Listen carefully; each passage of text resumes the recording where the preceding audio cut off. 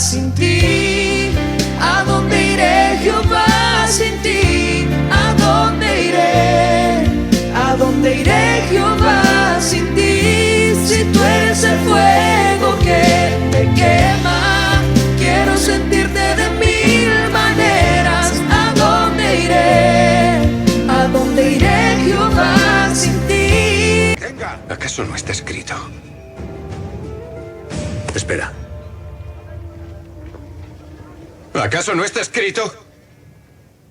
Mi casa se llamará casa de oración. Mi casa se llamará casa de oración. ¿A dónde iré, Jehová, sin ti? ¿A dónde iré, Jehová, sin ti? ¿A dónde iré? ¿A dónde iré, Jehová, sin ti? Si tú eres el fuego que me quema, quiero sentirte de mil maneras. ¿A dónde iré? ¿A dónde iré, Jehová, sin ti? Las respuestas del Dr. Miguel Núñez a tus preguntas del día a día. Bienvenidos. ¿Puede el hombre hacer algo para ganar o perder su salvación? La respuesta simple es no. Ahora yo necesito anclar eso en la palabra de Dios, porque nadie debe creer algo, sobre todo de manera dogmática, si no lo puede encontrar en la palabra. El apóstol Pablo escribe a los Efesios en 2:8-9 y claramente dice que la salvación es un don, es un regalo de Dios, y dice inmediatamente cómo se obtiene. Dice que es por gracia, por medio de la fe, no por obras, para que nadie se gloríe. Claramente en ese texto el apóstol Pablo excluye el rol de las obras completamente para la salvación y me deja ver también que es un regalo. Piensa por un momento, si alguien te regaló algo, ¿cómo lo hizo? Él no te preguntó que te gustaba, él no te preguntó si tú lo querías, si tú lo deseabas. Lo único que tú puedes hacer es abrir la mano y recibirlo y dar gracias por el regalo, dar gracias por el obsequio que se te ha hecho. De esa misma manera, así es la salvación. Y la razón por la que no puede ser por obras es porque todas nuestras obras están teñidas de pecado. Yo no puedo hacer obras tan meritorias como que puedan pasar el escrutinio de la justicia de Dios y ganarme la salvación. En un momento dado, Dios denuncia al pueblo judío y le dice a través del profeta Isaías que tus mejores obras son como trapos de inmundicia. Y en ese momento, obviamente, Dios se estaba refiriendo incluso a la vida religiosa del pueblo, como esa vida religiosa estaba teñida de pecado. Nosotros no somos puros, por tanto nunca hemos tenido un pensamiento completamente puro, una intención completamente pura y un obrar completamente puro. La persona que pudo hacer eso y de manera consistente, porque eso es otra cosa que tenemos que aclarar, que si tú vas a obrar de manera pura, no es un día, no es un mes, no es un año, es toda tu vida, desde que nace hasta que muere. Y la única persona que ha podido hacer eso completamente es la persona de Jesús. A eso Él vino a cumplir con las obras de la ley que nosotros no hemos podido cumplir y que nunca podremos cumplir. Nosotros somos tan inconsistentes que si Dios bajara hoy en día y nos dijera, ok, escribe 10 reglas, tus propias reglas, 10 mandamientos por medio de los cuales tú entiendes que tú puedes vivir el resto de la vida y yo te voy a juzgar al final de tus días por esas 10 reglas que tú mismo escribiste, nosotros mismos terminaríamos condenados porque no somos ni siquiera capaces de cumplir nuestras propias reglas, mucho menos las reglas de Dios. Entonces la salvación no es por obra. Si quisiéramos hablar de salvación por obra, tendríamos que decir que sí, que es por obra, pero las obras de Cristo. Entonces, esa es la salvación que es por obra. Alguien tuvo que obrar, pero no eres tú ni soy yo. Cristo obró a favor de nosotros, cumplió todas las obras de la ley y eso era necesario. Y luego fue a la cruz y se ofreció como sacrificio vivo y santo, sin pecado, sin mancha, en lugar mío, de tal manera que luego yo pudiera ser perdonado por medio de lo que Él logró en la cruz y ser declarado justo. Declarado justo, no soy justo en mí mismo, sino que soy declarado justo. De la misma manera que yo no hice nada para ganármela, de esa misma manera yo no puedo hacer nada para perderla. Alguien pudiera decir, bueno, pero entonces ¿implica eso que tú puedes vivir como tú quieras después que recibes salvación? No, la única persona que puede desear vivir como quiera después de la salvación es un incrédulo, lo cual su problema entonces sería no su libertinaje, sino su falta de conversión. El cristiano tiene el Espíritu de Dios dentro, mora en él, y por tanto ese Espíritu de Dios que mora en él produce en el cristiano nuevos deseos, nuevos frutos, nuevos anhelos, nuevas atracciones. Y ese cristiano entonces poco a poco va odiando su propio pecado, se va alejando de él y va queriendo complacer cada vez más a Dios de manera natural, por lo que el Espíritu viene haciendo en él. La palabra de Dios está repleta para ayudarnos a entender que la salvación no se pierde. Y pudiéramos citar varios textos. Por un lado, Filipenses 1:6 dice que aquel que comenzó la buena obra en vosotros será fiel hasta completarla o hasta el día de Cristo Jesús. Por otro lado, Juan 10, versículo 27, 28 hasta el 30, nos dice que nosotros estamos en la palma de la mano de Dios y que nadie nos puede arrebatar de aquel lugar, con lo cual tenemos garantía entonces de que permanecemos en Dios, no porque nosotros somos tan fieles, sino porque Dios es fiel. Hasta el punto que Pablo le dice a Timoteo que cuando nosotros somos infieles, Dios permanece fiel. Es la fidelidad de Dios que me preserva en el camino. Y finalmente el apóstol Pablo en el capítulo 8 de Romanos, en los versículos finales, versículo 36 al 38, alrededor de ese texto nos dice que nosotros estamos garantizados en Dios, porque ni la muerte, ni la vida, ni lo alto, ni lo bajo, ni lo profundo, ni ninguna otra cosa creada nos podrá separar de Dios en Cristo Jesús. Pablo habla incluso que ni los poderes, ni los ángeles, ni principados, ni ninguna otra cosa creada que me incluya a mí mismo nos puede separar del amor de Dios en Cristo Jesús. En Cristo está nuestra garantía.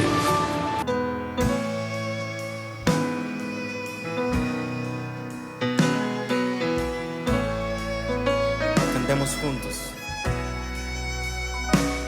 Que amor mis pecados decide olvidar, lanzados al mar no los quiere contar. Él siendo omnisciente olvida mi error.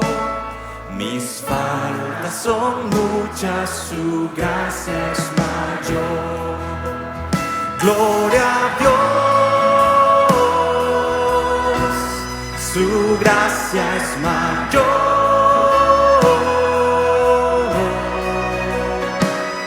Sus misericordias hoy nuevas son. Mis faltas son muchas, su gracia es mayor. Paciente me aguarda en mi desviar, un padre que tierno me llama al hogar, recibe al débil y vil pecador. Mis faltas son muchas, su gracia es mayor. Gloria a Dios, su gracia es mayor. Sus misericordias hoy nuevas son. Mis faltas son muchas, su gracia es mayor. Qué grandes riquezas Él nos otorgó. Su sangre fue el pago, su vida entregó. Pagó esa deuda y la canceló. Mis faltas son muchas, su gracia es mayor. Gloria a Dios, su gracia es mayor. Sus misericordias hoy nuevas son. Mis faltas son muchas, su gracia es mayor. Gloria a Dios, su gracia es mayor. Sus misericordias hoy nuevas son. Mis faltas son muchas, su gracia es mayor. Una vez más. Gloria a Dios, su gracia es mayor.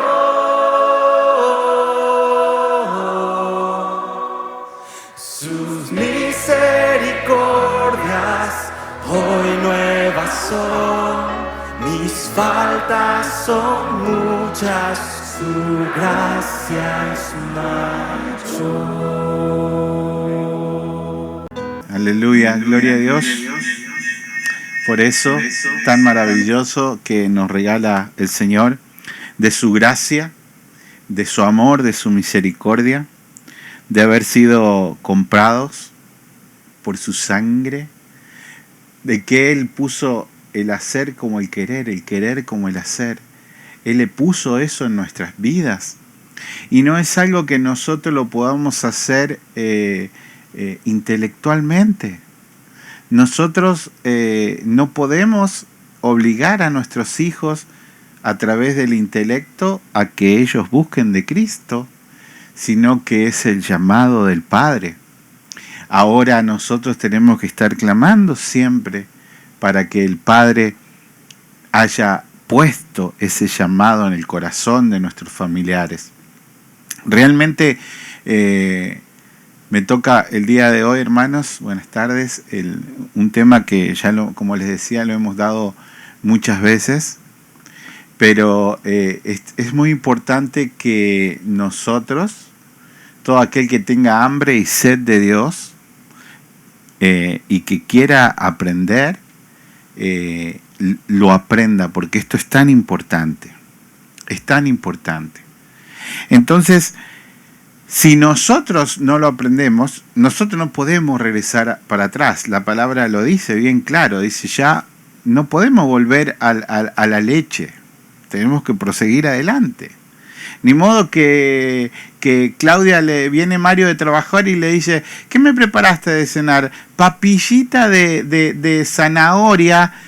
No, pero yo quiero, y mañana una papillita una lechita y una papilla de una manzanita, media manzanita. No, eso se lo preparaban a Marianita cuando era chiquita. Nosotros tenemos que buscar ya lo del Espíritu. Y debemos nosotros estar firmes doctrinalmente. Ahora, ¿qué es lo que sucede? Nosotros cada vez son menos las iglesias que están en la sana doctrina. Entonces, como cada vez son menos, son cada vez más los que se levantan y dicen que la sana doctrina no es bíblica. Pero nosotros vemos cada uno que da un tema, cómo nosotros anclamos la enseñanza en 30, 40 versículos bíblicos. Entonces, es imposible tapar, no se puede tapar el sol con la mano. Entonces, yo hoy, para empezar este tema, quiero leerles el Concilio de Dort, algunas partes. Ahora, ¿qué es lo que sucede? Nosotros, todas las iglesias, nos llamamos reformados. Entonces, si nosotros somos reformados, si nosotros festejamos el día de la Reforma en octubre, cuando se celebra Halloween, los cristianos celebran el día de la Reforma, ¿cómo puede ser que prediquemos lo contrario a lo que fue la Reforma? Y bueno, supongamos que los reformadores estaban equivocados. ¿Y cómo puede ser que prediquemos lo contrario a lo que dice la Biblia? Nosotros cuando empezamos a ver la Biblia de punta a punta, nosotros vemos la doctrina de la elección y la justificación de punta a punta. El pueblo judío no tiene duda alguna de que es el pueblo escogido por elección de Dios. Nosotros vemos que la ofrenda de Abel fue grata a Dios y la ofrenda de Caín no. Ahora, ¿qué es lo que pasaba? Dios conocía el corazón de Abel y Dios conocía el corazón de Caín. ¿Y qué pasó? Siguiente versículo. Pasó lo que Dios conocía. ¿Qué pasó luego cuando el Señor escoge a Noé? Y le dice, hazte un arca, en donde entrarán tú, tu esposa, tus hijas, los esposos, exactamente los que iban a entrar al arca. ¿Quién los escogió? Dios. Salieron del arca y llama a Abraham. Abraham, sal de tu tierra. ¿Quién lo escogió? Dios. Viene Esaú y viene Jacob. ¿Quién lo escogió? ¿Quién? ¿Dios sabía o no sabía que Esaú iba a vender su bendición? Dios lo sabía. Por eso escogió a Israel. Toda la Biblia. Jesús, dice, pero el Antiguo Testamento, el Nuevo Testamento. Jesús dice, no fueron ustedes los que me escogieron a mí, sino que fui yo el que los escogió a ustedes. O sea, más claro no puede ser. La doctrina es tan clara y tan bíblica que es rechazada fervientemente por los no bíblicos. Ahora, nosotros no tenemos que estar pisando con un pie adentro y un pie afuera en este tema doctrinal. Nosotros tenemos que estar convencidos. Y si nosotros no estamos convencidos por la palabra, nosotros no tenemos por qué estar de acuerdo. Y si nosotros no estamos de acuerdo con la doctrina, no tenemos por qué pertenecer a una casa de oración que se predica la Reforma. Nosotros tenemos que buscar donde nosotros nos sentamos, que esa es la sana doctrina. Eso es lo que a mí siempre en mi corazón me ha dicho Dios. Si usted necesita un médico para operar el corazón de su hijo, usted buscará el mejor especialista. Y en las cosas de Dios más. Entonces, cuando se hace la reforma, los reformadores, hermanos, tenían una doctrina, que es la doctrina que nosotros predicamos a diario. Ahora, se reúnen por primera vez, y les voy a leer, yo hice un resumen corto, les dije que si me extiendo más de las 9, seguimos otro día, así ustedes pueden prestar atención. Pero me gustaría que participen todos en este tema, porque el tema de ayer de Tomás fue excelente y este es la continuación. Dice así, era el año 1618, poco más de un siglo después de que Martín Lutero clavara sus famosas tesis en la puerta de la iglesia de Wittenberg, y la iglesia holandesa establecida temían que sus enseñanzas en sus países estuviesen a punto de ser anuladas. Los Países Bajos, Holanda, que inicialmente incluían lo que hoy es Bélgica, Luxemburgo y parte del norte de Francia, fueron una de las primeras áreas en recibir el mensaje de la Reforma. En la primera, en producir mártires protestantes. Con el tiempo, el número de mártires holandeses superó a los de cualquier otra nación en Europa. La peor persecución tuvo lugar bajo Felipe II de España. ¿Cuándo no? Los españoles. Es un país que rechazó y que rechaza hasta el día de hoy la sana doctrina. La peor persecución tuvo lugar, dice la palabra de Dios, bajo Felipe II de España, que gobernó sobre los Países Bajos desde 1555 hasta su muerte. Jacobo Arminio, acá entra Arminio, nació en 1559, murió en 1609. Fue uno de los muchos huérfanos de la guerra de los 80 años, ya que su padre murió luchando contra España. Criado por primos de su madre, Arminio recibió una gran donación del gremio de comerciantes protestantes en Ámsterdam, lo que le permitió estudiar teología en varias ciudades de Europa. Regresando a Ámsterdam en 1587 y con una recomendación, escuchen, y con una recomendación de Teodoro de Beza, el sucesor de Juan Calvino. Calvino había muerto, el pastor Calvino muere, queda en su lugar Teodoro Beza.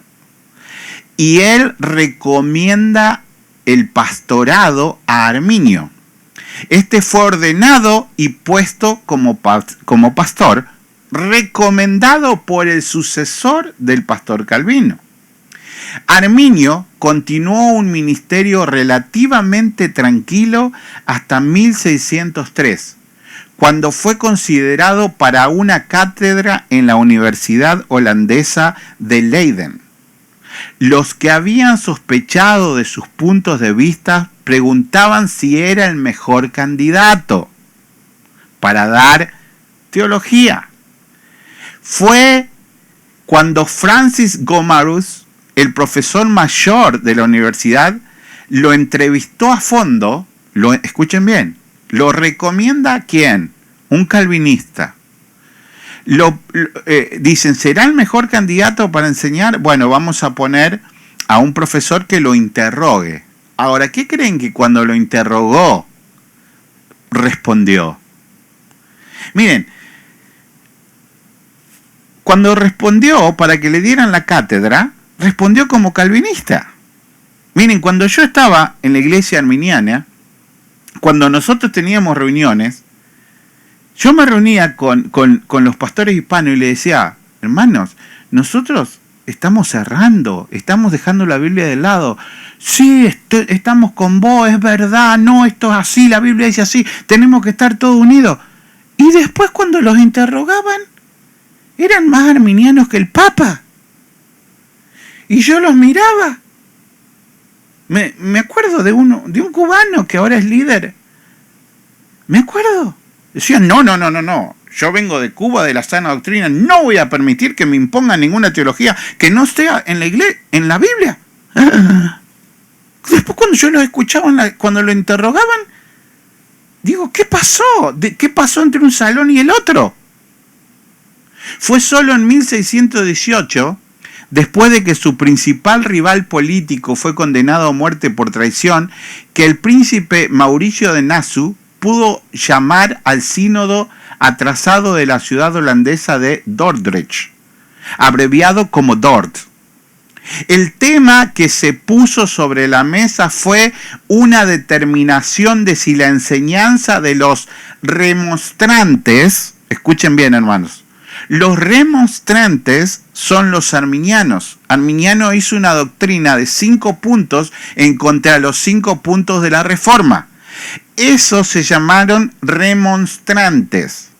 Entonces vinieron a presentar su tesis teologal en contra de la tesis de la Reforma. Olvídense de Calvino, porque la llaman ahora para que digan, no, es diabólica, es la tesis calvinista. No, era la Reforma defendía esto.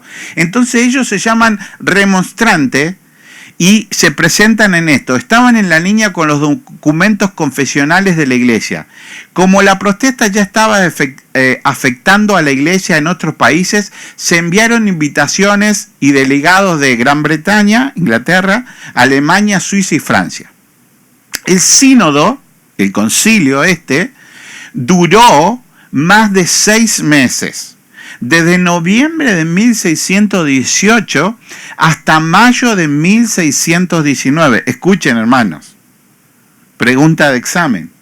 Más de 6 meses duró esta reunión en un hotel. Se abrió con una larga oración por la guía de Dios para encontrar respuestas bíblicas. El sínodo decidió invitar a un grupo de remonstrantes para escuchar de primera mano su doctrina. ¿Quién eran los remonstrantes, hermanos? ¿Quiénes eran?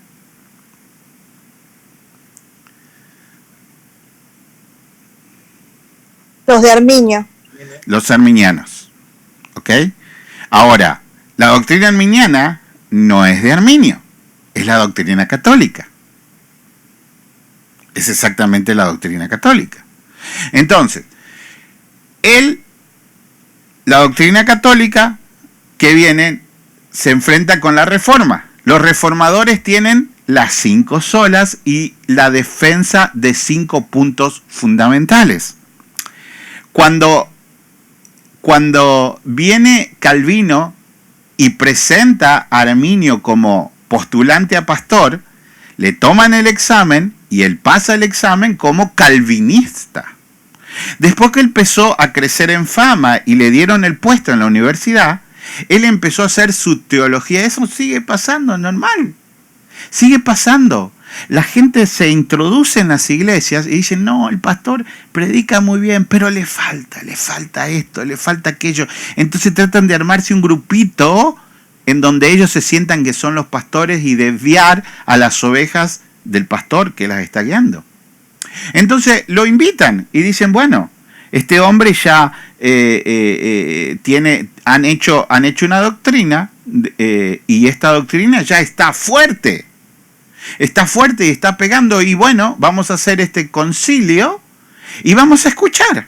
A lo mejor el Espíritu Santo nos habla, escuchen, y los equivocados eran los reformadores primeros.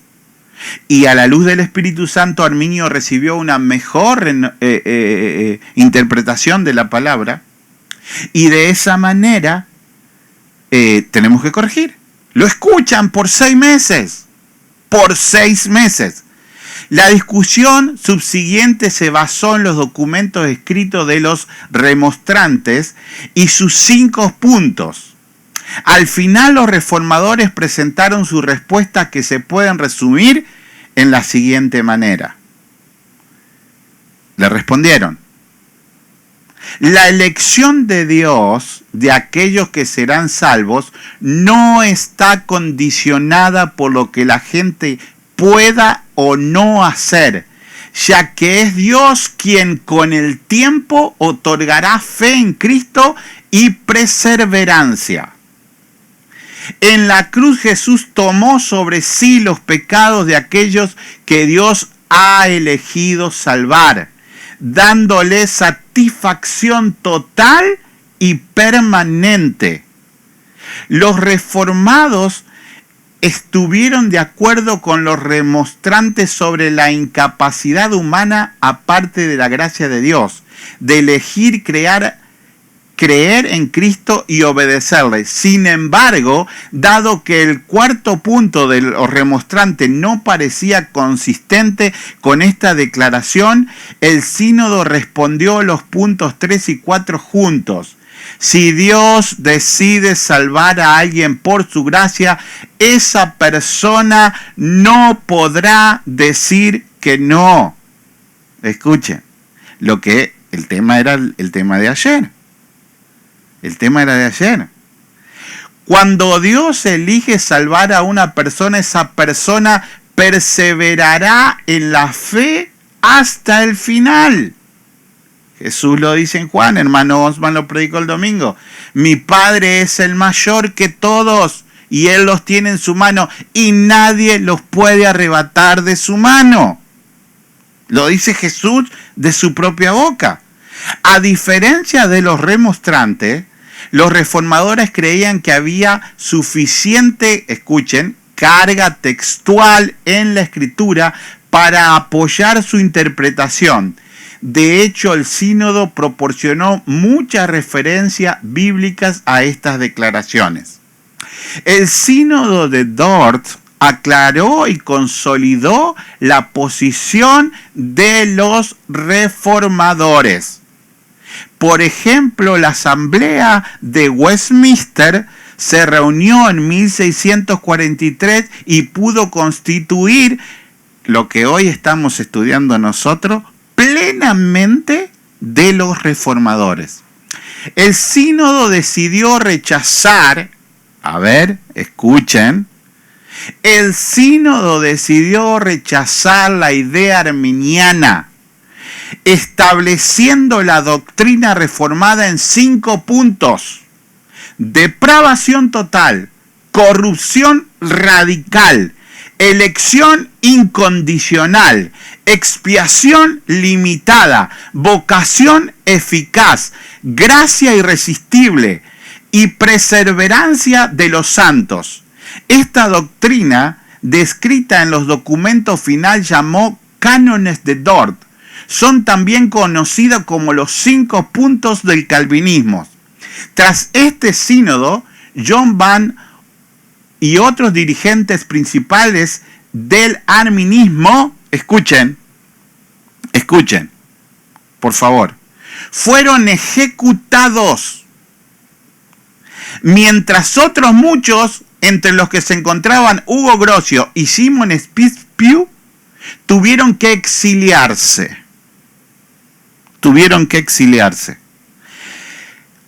Luego, la única iglesia que se hizo arminiana fue la anglicana. Y desde ahí comenzaron a parir iglesias arminianas. Entonces, nosotros tenemos en este punto, hermanos, tenemos que decir que si somos iglesia de la Reforma, no podemos ser iglesia arminiana. Porque la Reforma destituyó por completo a los arminianos y les prohibió predicar y llamarse reformadores. Porque querían volver atrás la Reforma. Querían volver a los 5 puntos de la Iglesia Católica que tiene, ponerlos por sobre la palabra de Dios. ¿Y cómo se cumple, hermanos, lo que el Señor dijo en su tiempo, que cuando escucharan la sana doctrina, no podrán? Es impresionante. Yo le decía a Meli que agarré unos estudios para preparar durante 3 domingos a partir de este domingo. Y es impresionante ver cómo rechazan abiertamente la sana doctrina de la Biblia. Y los que la rechazan son los que tienen las mayores iglesias. No cualquier pastorcito como yo. Los que tienen las mayores iglesias mundiales. Pero también es evidente lo que sucede. Comienzan a ordenar homosexuales, comienzan a ordenar mujeres, comienzan a meterse en la doctrina del dinero, comiencen a meterse en doctrinas raras, en apostolados raros, en milagros raros, en vómitos santos, en escupida santa, en loquero santo, y a eso le llaman iglesia.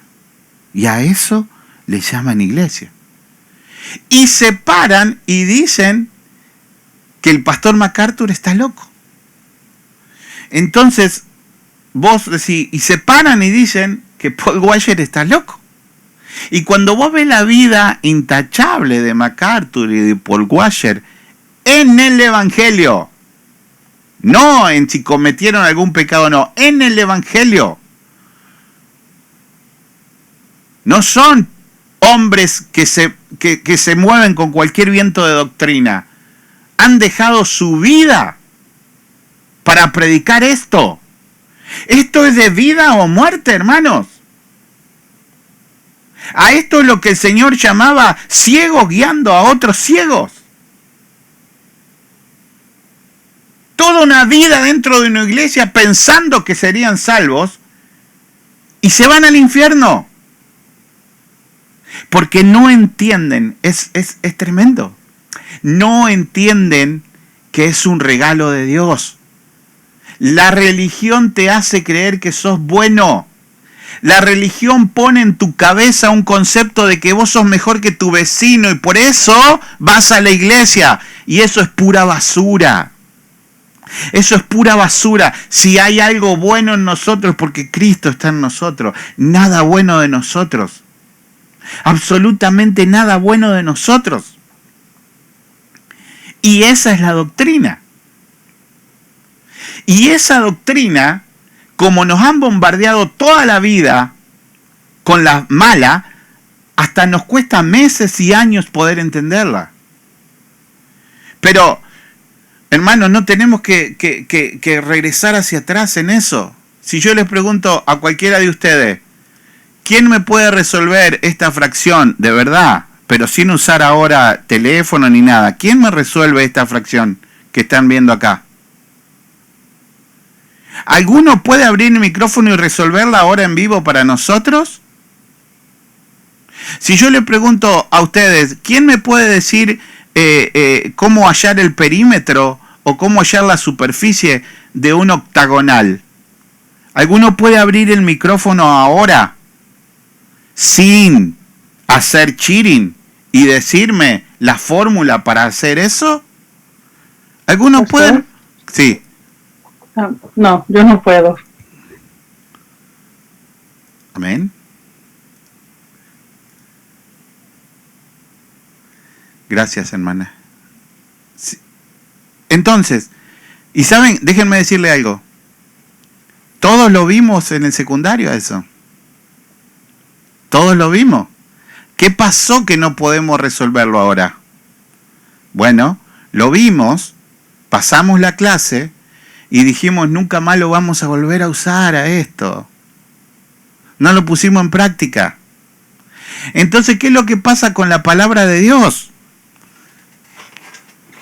Pasa que la gente no le importa la palabra de Dios, le importa lo que diga el pastor. No le importa la palabra de Dios, le importa lo que diga la denominación. No le importa la palabra de Dios, le importa lo que diga el manual o el catecismo. Y si el manual o el catecismo está en contra de la palabra de Dios, no se enteran porque no le importa la palabra de Dios. Y pasa exactamente eso. Pasa eso. Yo les muestro de nuevo. ¿Me pueden resolver esa fracción? Y no podemos. Y no podemos. Entonces, nosotros, hermanos, no es una pérdida de tiempo, amados, que nosotros volvamos a ver estas cosas. No es para nada una pérdida de tiempo. Porque nosotros no tenemos que tener dudas en estos temas. Miren, si ahora Xiomara agarra el avión y dice voy hacia México, saca el boleto y se compra y se sube al avión que la va a depositar en Guadalajara a ver a su mamá. Despegan y el capitán dice, buenas tardes, soy el capitán Osmar Vázquez, son las 8:13 acá, hora de los Estados Unidos, a las 11:13 estaremos llegando a Guadalajara, el cielo está despejado, no hay tormenta, les invito a que disfruten el viaje, que nosotros nos hacemos cargo de todo lo que sucederá aquí en la cabina. Que tengan buenas noches. Y bueno, usted empieza a pensar, ¿le habrá puesto gas al motor? ¿Le habrán cambiado el aceite a este avión? ¿El ala tendrá mantenimiento? El que nos habló realmente, ¿verdad que no? ¿Verdad que no pasa eso? ¿Verdad que usted se sube al avión y dice, ¿y estaremos pasando ahora por sobre Texas? ¿En qué momento habremos pasado la calle principal de Texas? ¿Ya estaremos en el borde? ¿Verdad que no? ¿Verdad que no? Bueno, esa es la manera en que la Biblia trata a los escogidos. Nos subimos al avión de Cristo. Jesús dijo, nadie sube al cielo sino el que bajó, en Juan 3:13. Nadie. Y a mí siempre me impacta este texto. ¿Por qué? Porque quiere decir que nadie conoce el camino. Por eso Jesús dice, yo soy el camino. Escuchen, si yo digo, me dice Xiomara, ¿podés ir a la casa de mi mamá ahora? Pero dame la dirección. No, anda solo. Ah, bueno, lo busco por internet, ahora tengo herramientas. Pero usted puede ir a la casa de la mamá de Mario sin que le digan cómo. No, ¿verdad? No conoce el camino. Nadie conoce el camino. Nadie puede ir en el camino si no es en el avión de Cristo, si no es en la aerolínea de Cristo, si no es con el capitán Cristo Jesús. Hay un solo avión, hay un solo camino, hay un solo capitán que te lleva. ¿Por qué dudamos de ese capitán? ¿Por qué dudamos cuando nos subimos al avión de Cristo? Preferimos creer en cualquier tonto que se llame apóstol y no creer en el capitán. Amén, pastor. Querido, me permite unas palabritas. Le permito todo lo que quiera. Amén, gracias, pastor. Estábamos viendo con Claudia un día de estos ahí en YouTube de un pastor americano predicando. ¿Por qué querer a Jesús? ¿Por qué creer en Jesús si Él no es nadie? Él dice en su palabra, Él es el camino. Nosotros creemos en un Dios, el Dios todopoderoso, el creador de todo. Pero Jesús Él mismo lo dijo, yo soy el camino. O sea, que un camino no te va a llevar, solo te lleva a el Dios todopoderoso, pero Él es un camino, Él no hay por qué hablar, no hay por qué creer en Él. Y toda la gente, amén, aleluya, gloria a Dios, bla, bla, bla, bla, bla, bla, bla, bla, bla. Entonces, con cosas así uno dice, Dios mío, lindo, esa gente no sabe ni lo que está diciendo. Y iglesia llena y se miraba aquellos templos inmensos. Claro. Entonces, con cosas así, uno se sorprende y dice, pobre gente, ¿qué están haciendo ahí? Yo creo que todos los que estamos acá, si fuéramos a una iglesia y el pastor empezara con una cosa de esas, uno se levanta, se da la vuelta y se sale, definitivamente. Está tremendo, pastor. Está tremendo. Adelante. Sí, Mario. Yo les conté que una vez invitamos a alguien a predicar y Melina se para y viene y me dice, si no lo bajás vos, lo bajo yo del altar, me dice Melina. Y yo le digo, no, pará, mamá, ¿cómo vamos a hacer eso ahora? No, vos no escuchás lo que está diciendo este tipo. Dice, si no lo bajás vos, lo tengo que bajar yo. Y realmente el Espíritu Santo nos pone una convicción nos circuncida el oído, hermanos. Y claro, cuando nosotros decimos esto, dicen, qué soberbio este argentino, qué soberbio que él se cree que es la última Coca-Cola. Nunca hablo de mí yo, hermanos. Ustedes me conocen, yo nunca hablo de mí. Nunca les digo que me sigan en nada. Nunca les digo que yo soy algo que puedan hacer. Nunca, jamás van a encontrar un video que digan, hagan esto, porque no. Siempre les estoy predicando de Cristo. No tengo otra cosa que hacer que predicarles y llevarlos a Cristo. Eso hacía María, eso hacía Juan el Bautista, eso hacían los apóstoles. Y ese es nuestro trabajo. Pero claro, cuando nosotros decimos esto, y fíjense, nosotros todas estas noches que sumamos horas y horas de estudio, nunca hablamos de pecados puntuales, porque todos los pecados son perdonados por Dios. Pero sí hablamos de doctrina, porque eso Dios, a la gente que miente doctrinalmente, lleva a muchos a la muerte. Y eso es donde nosotros tenemos que apuntar. Por eso yo hice esa introducción sobre somos o no somos de la Reforma. Porque no se puede estar con un pie adentro y un pie afuera. Entonces, Ahora estamos viendo este tema de la justificación. Entonces el libro dice, basándonos en lo que dijo Tomás anoche, a los que Dios llama de una manera eficaz. Eficaz. Miren, es muy distinto a que cuando nosotros salimos a evangelizar.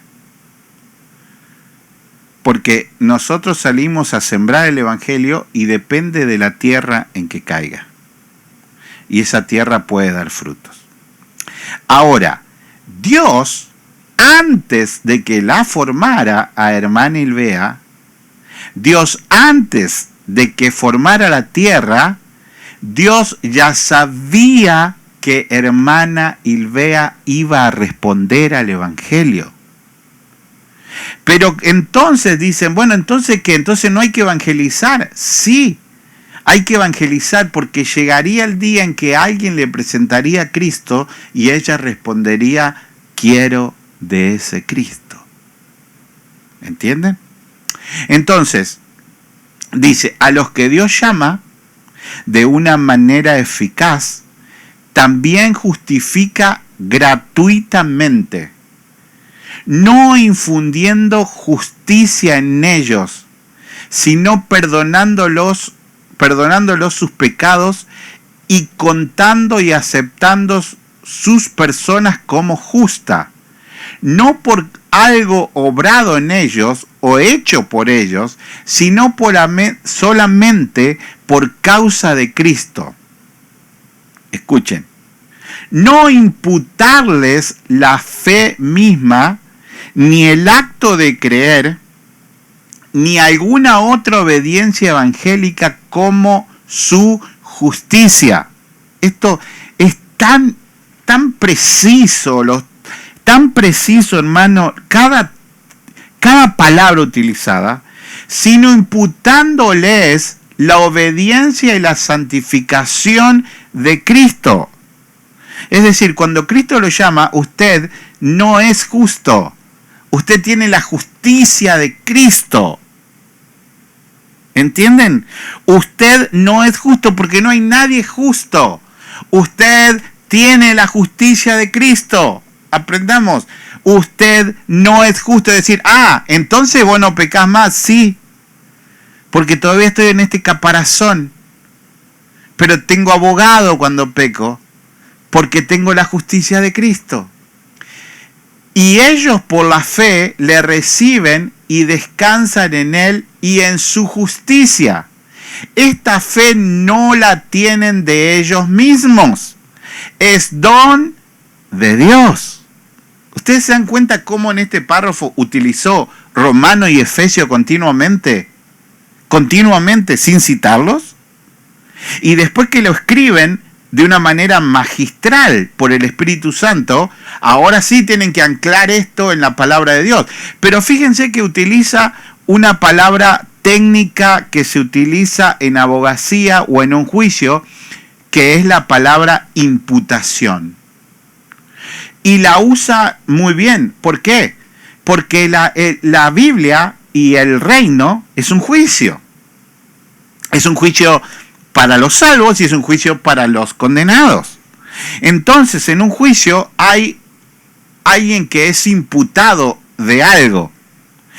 Entonces, yo busqué, ¿qué es imputación? Escuchen. Atribuir a alguien la responsabilidad de un hecho reprobable. A ver, eso es una imputación en la parte negativa, si usted lo quiere decir. Es decir, el fiscal dice, tengo las suficientes pruebas para decir que Luis mató a tal persona. Y ahora lo voy a imputar delante del juez bajo estos cargos. Homicidio en primer grado, con abandono de persona, planificación, abuso, todo. Y voy a proceder a mostrarles todas las pruebas de esta imputación. Esa sería una imputación en negativo, digamos, contra una persona que es condenada.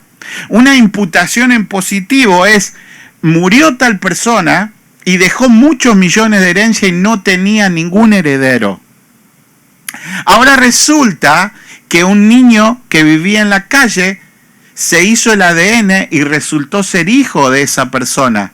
Entonces fue un abogado y dijo, yo voy a presentar todas las pruebas para demostrar que este niño es hijo de esta persona y tiene todos los derechos legales para recibir la herencia que dejó este hombre.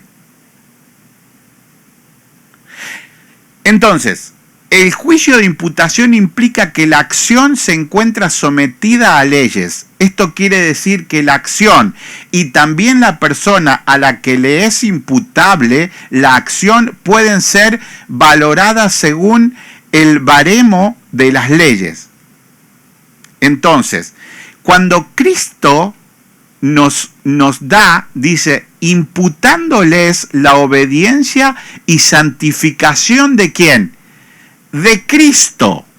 Es decir, Mario no es santo en sí, es santo por Cristo. Por eso yo cuando hablaba de la santidad, hace como un año atrás, yo le decía, ninguna persona es más santa que otra. Cuando somos hijos de Dios, somos todos santos iguales, somos santos, los santos separados. ¿Por qué somos los santos separados? Porque tenemos a Cristo en nuestra vida. Y Cristo es quien nos da esa santidad en nuestras vidas, nos imputa su santidad a nuestra vida. ¿Entienden? Y eso es algo maravilloso que nosotros debemos tener siempre en cuenta. Que no somos nosotros los justos, que no somos nosotros los santos, que no somos nosotros los buenos, que no somos nosotros los que hacemos, sino que el Padre ha obrado a través del Hijo en nosotros y ahora nosotros reflejamos esa obra del Padre en nuestras vidas. Porque el Hijo lo hizo en nosotros y el Espíritu Santo nos cuidó. Por eso es tan importante este texto y estas palabras. Me quiero basar, para no extenderme, sobre todos los textos que tenemos para anclar esta palabra. Y si ustedes tienen dudas, tienen que participar, hermanos, no hay problema. Casi todo me lo voy a basar en Romanos. Todos los demás textos los fui sacando para que podamos ir avanzando, ¿no? Entonces, ¿cómo Dios nos justifica? Nos justifica porque aceptó a Cristo como ofrenda. El sacrificio de Cristo fue un sacrificio aceptado por el Padre perfectamente. Entonces tenemos que comenzar ahora en Romanos 8:30. Texto hermoso. No sé cómo harán para romper este texto, no sé. Romanos 8, no sé cómo lo sacarán de la Biblia. Nunca se lo pregunté, sinceramente, a nadie, cómo rompen este texto de la Biblia, de Romanos 8, ¿no? Me refiero a un arminiano. El domingo vamos a estar trabajando en esto, en la predestinación. Romanos 8:30. Y a los que predestinó, a estos también llamó. Miren, hermano,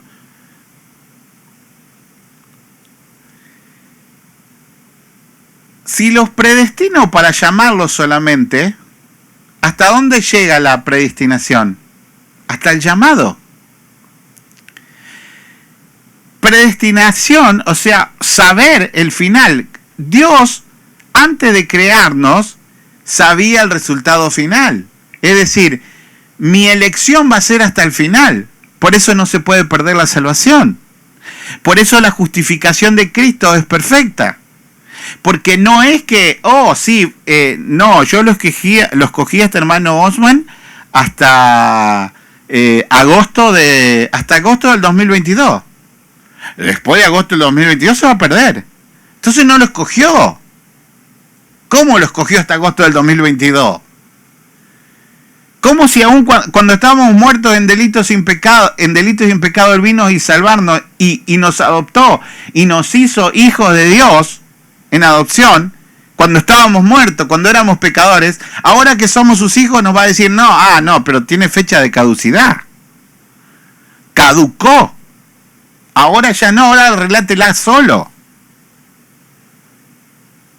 Claro, para nuestra mente, por eso el domingo no quiero mezclar las prédicas, para nuestra mente finita es imposible comprender la grandeza de la salvación. Por eso tenemos que entregarnos en las manos de Dios y de su palabra, y confiar en su palabra. Y a los que predestinó, a estos también llamó. ¿Entienden? Y a los que llamó, a estos también justificó. Y a los que justificó, a estos también glorificó. ¿Se dan cuenta que fue un trabajo completo que hizo?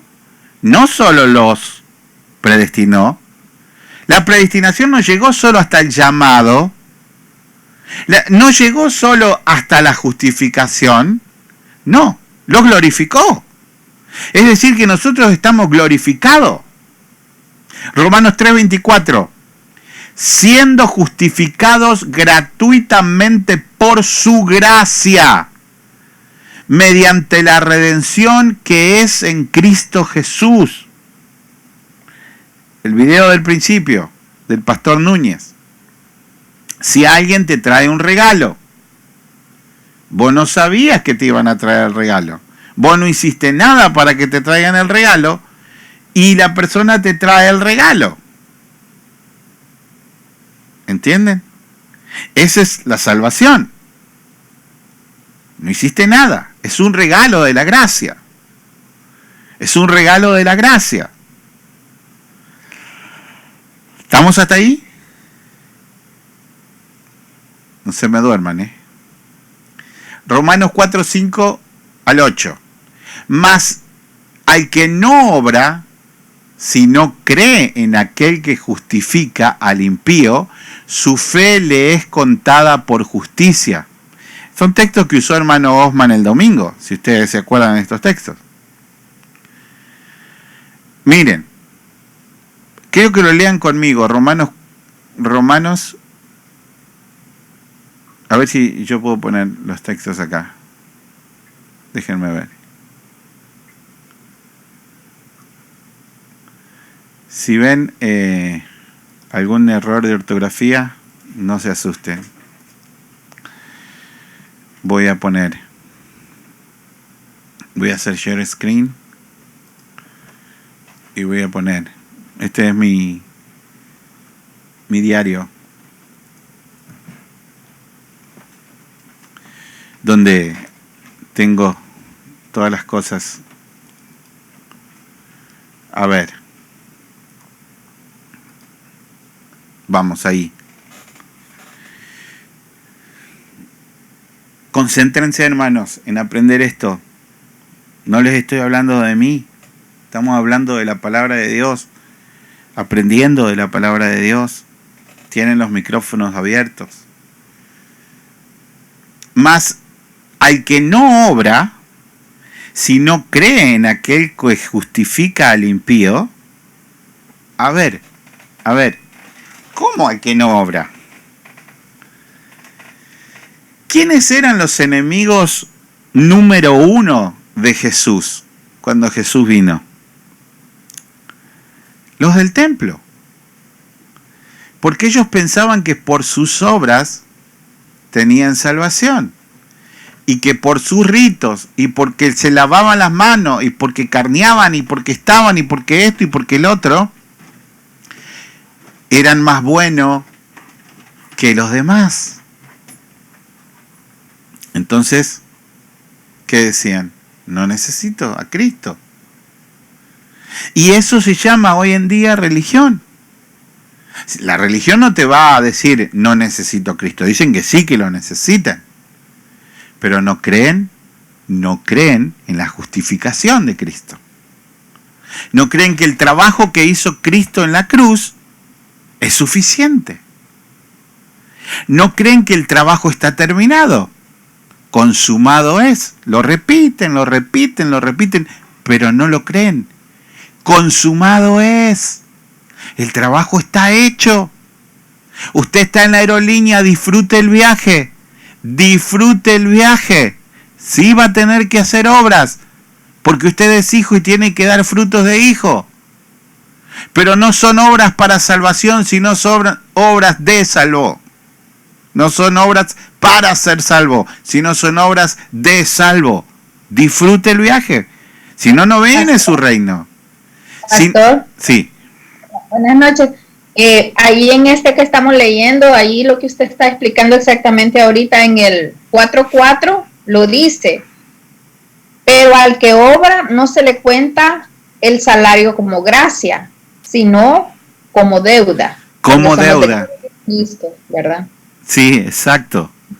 Pero el que obra, escuchen, si hermana Iluia viene a trabajar conmigo, cuando yo le pago, el salario no se cuenta como gracia, se cuenta como deuda, ¿entienden? Porque ella hizo un trabajo y yo le pagué con eso.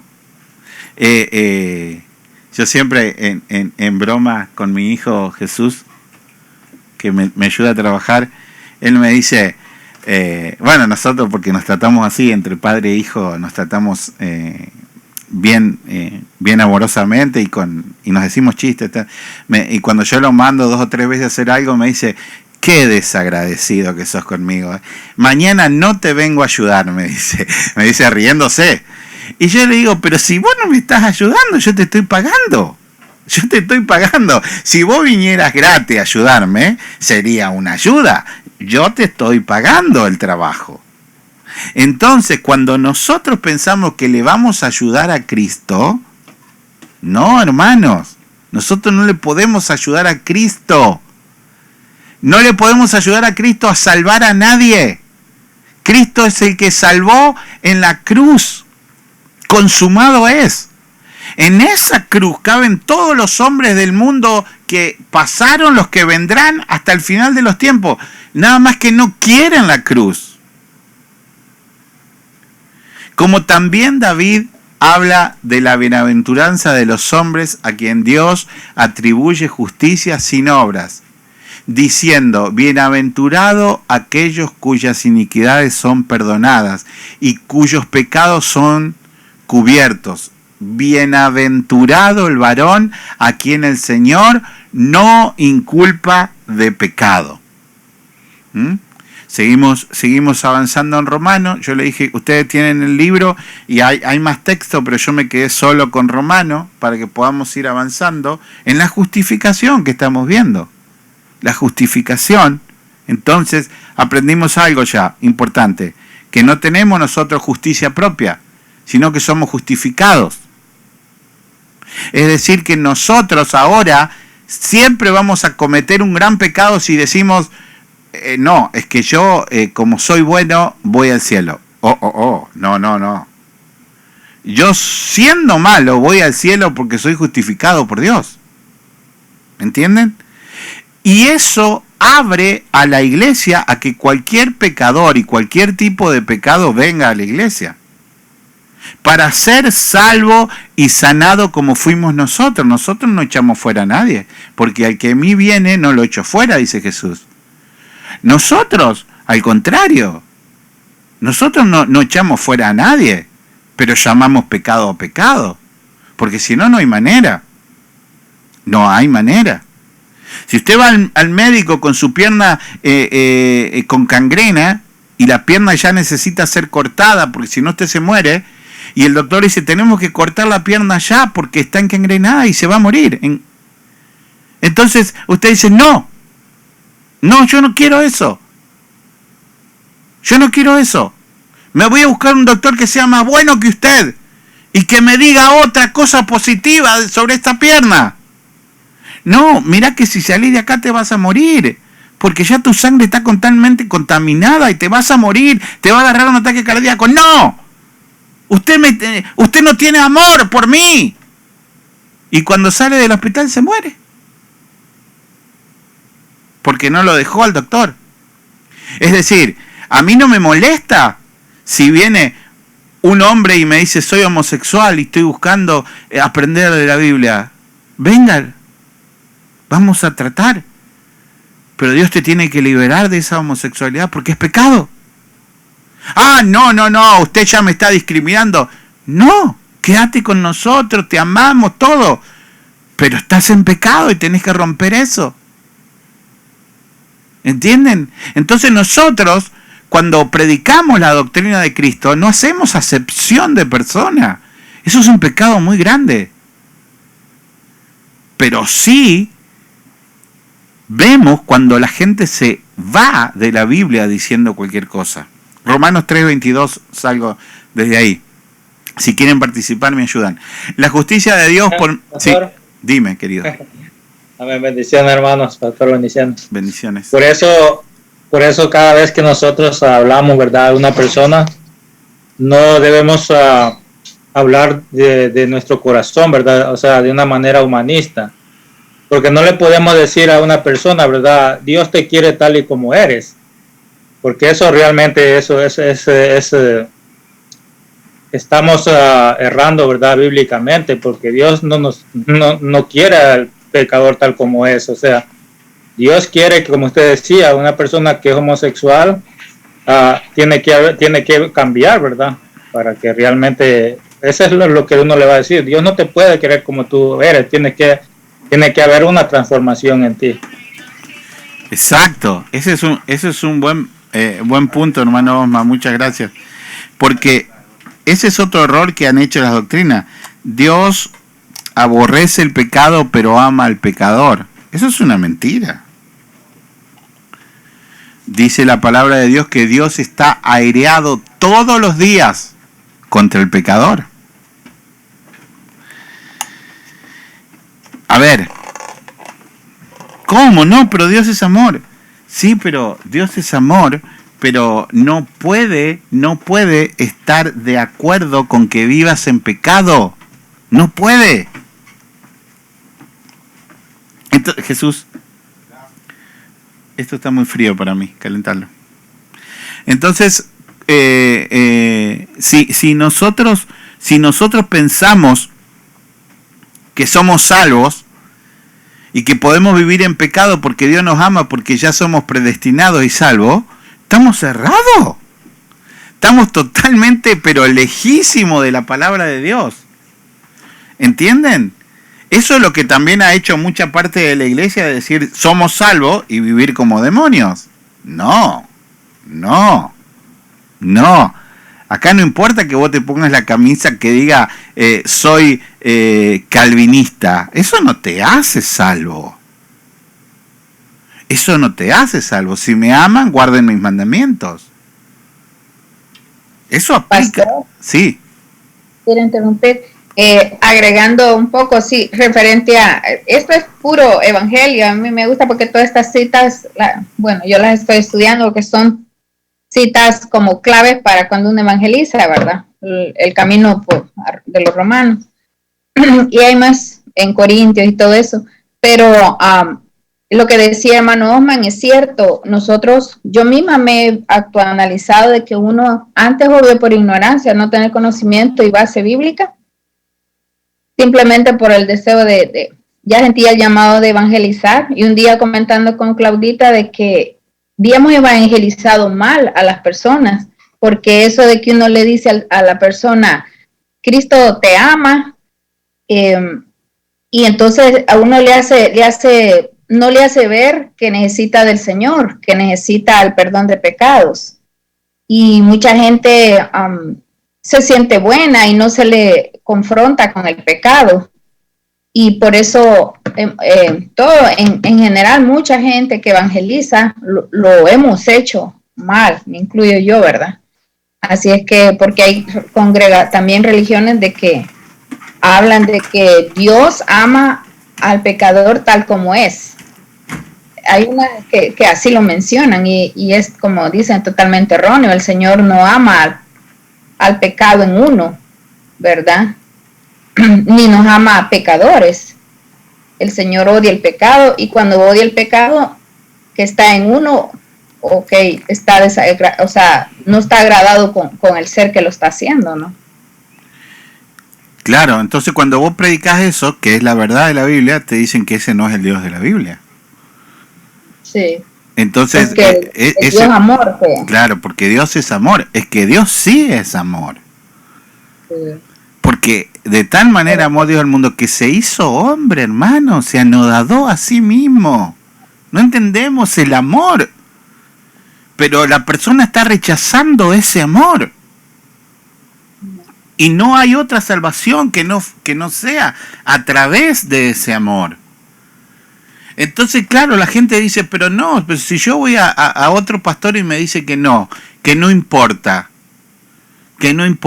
Yo les digo, hermano, yo cuando estuve al comienzo de mi vida cristiana saliendo del catolicismo, yo llegué a predicar, a hablar, a decir, no sé si habrá algún audio o algo, que no creía que mucha gente se fuese al infierno porque Dios es amor. En el último segundo Dios te salva porque es amor. Y eso es tan mentiroso porque la Biblia continuamente nos muestra que hay más gente en el infierno que en el cielo. Entonces, si yo quiero cambiar eso, estoy cambiando la Biblia y ya me convierto en un anatema. Pero la gente quiere escuchar eso. La gente quiere escuchar eso. Miren, yo el otro día lo ponía a los textos. Porque ancha es la puerta que lleva a la perdición, y muchos son los que entran por esa puerta. Y angosta es la puerta que lleva a la salvación, y pocos son las que la hallan. ¿Más clarito? ¿Más claro? Yo me imagino que es un más claro quieren que sea. Les estoy diciendo ancha y muchos, y angosta y pocos. ¿Más claro quieren que sea? Y no lo digo yo, lo dice Jesús. Por eso, nosotros nos tenemos que sentir gozosos de aprender esta doctrina. La iglesia de Jesús nunca va a ser triunfadora en este mundo, nunca va a ser, la van a llamar para ir a los Oscars o a los Grammys. Nunca le van a poner la alfombra roja. No, la iglesia de Jesús siempre va a ser perseguida y odiada. Y usted se tiene que sentir bienaventurado si Dios le llama a ser perseguido a causa de su nombre. La justicia de Dios por medio de la fe en Jesucristo para todos los que en Él creen, porque no hay diferencia, por cuanto todos pecaron y están destituidos de la gloria de Dios. A ver, destituidos. Entonces, ¿qué es lo que decía Arminio? No, esto es clarito, están destituidos. ¿Qué es lo que pasa? Esta destitución la doctrina le llama la depravación total. Es decir, el hombre solo, natural y diabólico, no puede venir a Dios, está destituido de Dios. Si no es el Padre que lo atrae, el Hijo que lo salva y el Espíritu Santo que lo sella, no puede venir, no puede encontrar el camino. Está depravado, está destituido.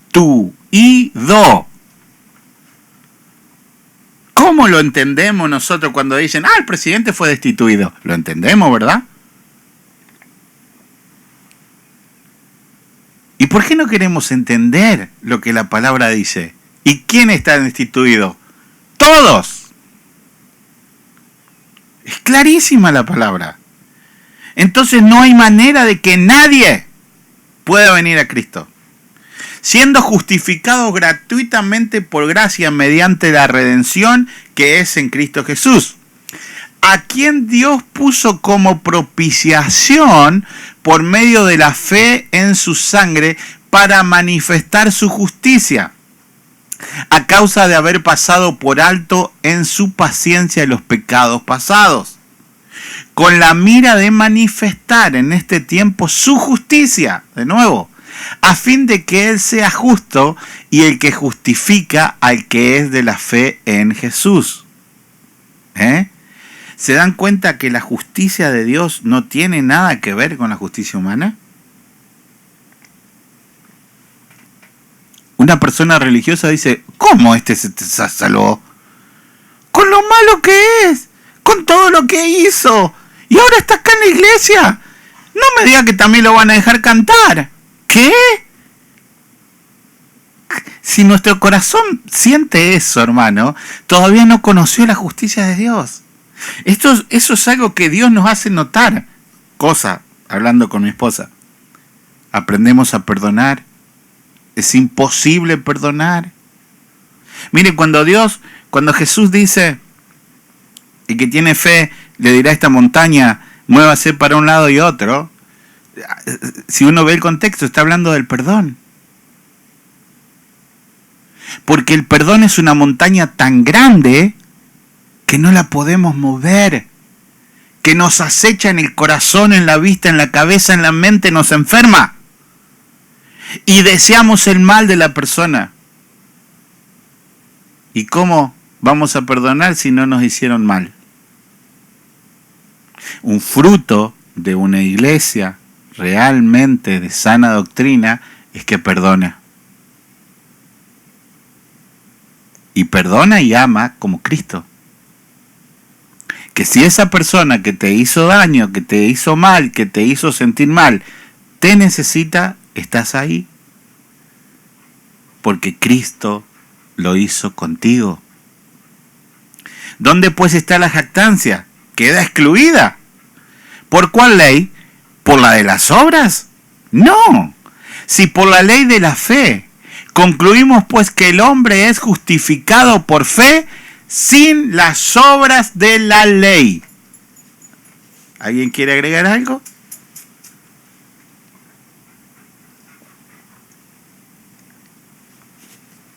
¿Cómo somos justificados?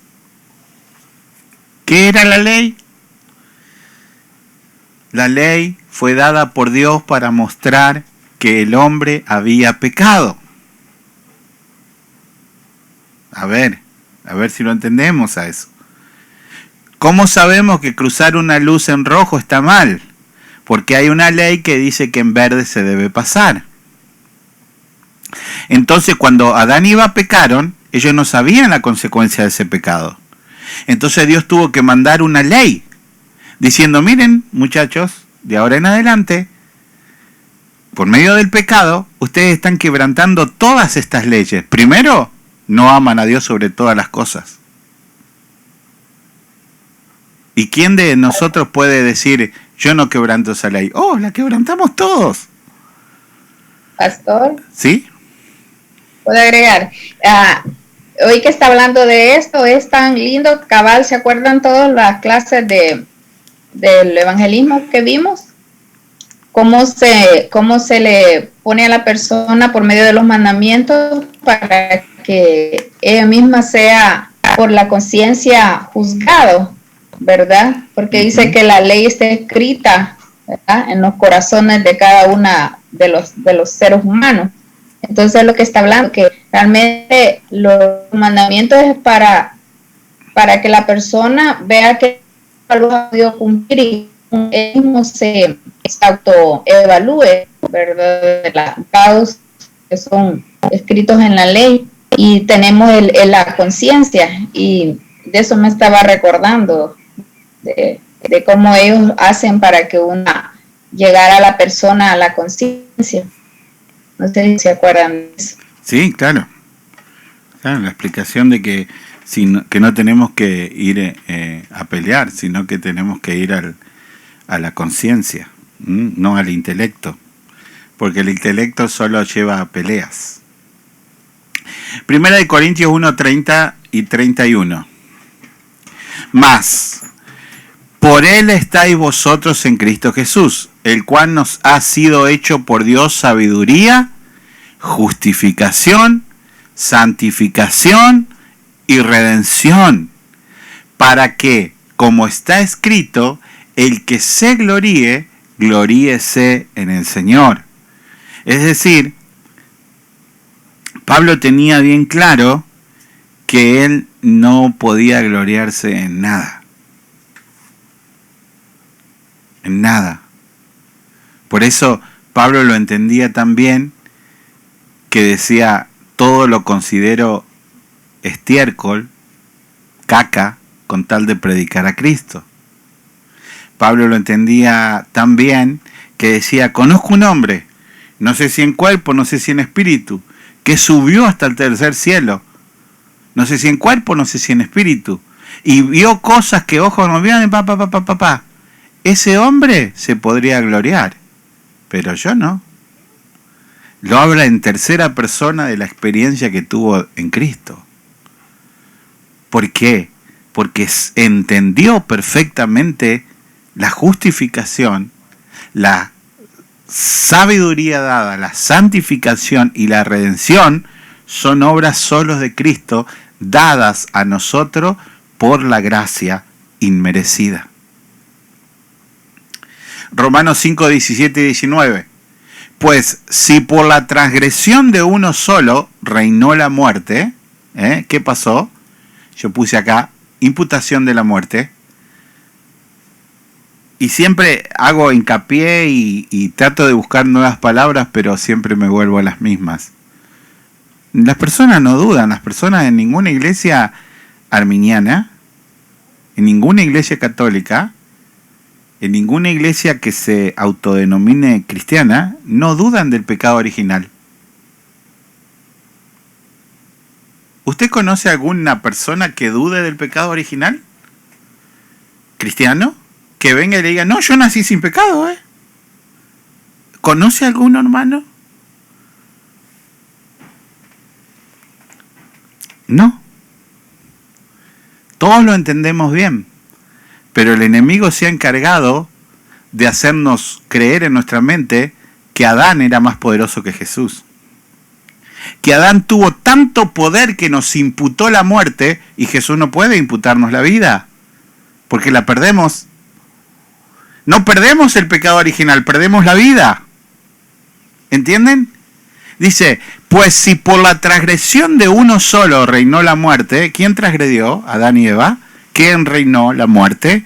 Y miren lo que dice el Espíritu Santo, mucho más reinará en vida por un solo Jesucristo, los que reciben la abundancia de la gracia y el don de la justicia. Entonces, ¿cómo nosotros podemos dudar de una salvación tan grande? ¿Cómo nosotros podemos dudar de una justificación tan grande? Vuelvo y le repito, si encuentran una persona que les diga, no, yo nací sin pecado original, le hacemos un reportaje. La gente no duda de eso. La gente duda de si el poder de Jesucristo es suficiente para darte una vida eterna. Así que, como por la transgresión de uno vino la condenación a todos los hombres, ¿qué pasó? Hubo un juicio. ¿Cómo fue ese juicio hallado? Culpable. ¿Cuál fue el resultado del juicio? La muerte. ¿A cuántos vino eso? ¿A Adán y a Eva? ¡A todos! Y otra vez, nadie duda de eso. De la misma manera, por la justicia de uno vino a todos los hombres la justificación de vida. ¿Por qué dudamos de Jesús?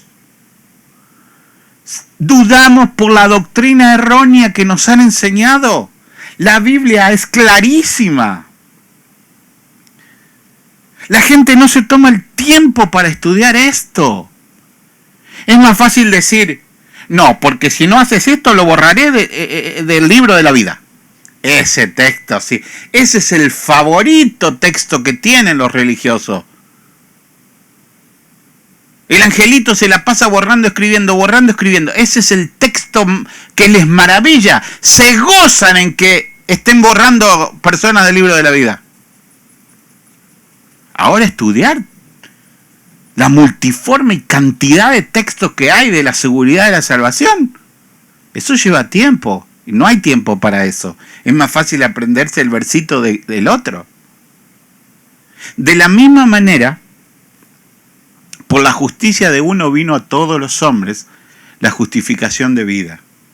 Porque así como por los desobedientes, porque así como por la desobediencia de un hombre, los muchos fueron constituidos pecadores.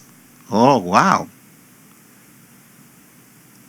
Por la desobediencia de uno, aprendámoslo a ver de memoria, todos fuimos constituidos pecadores.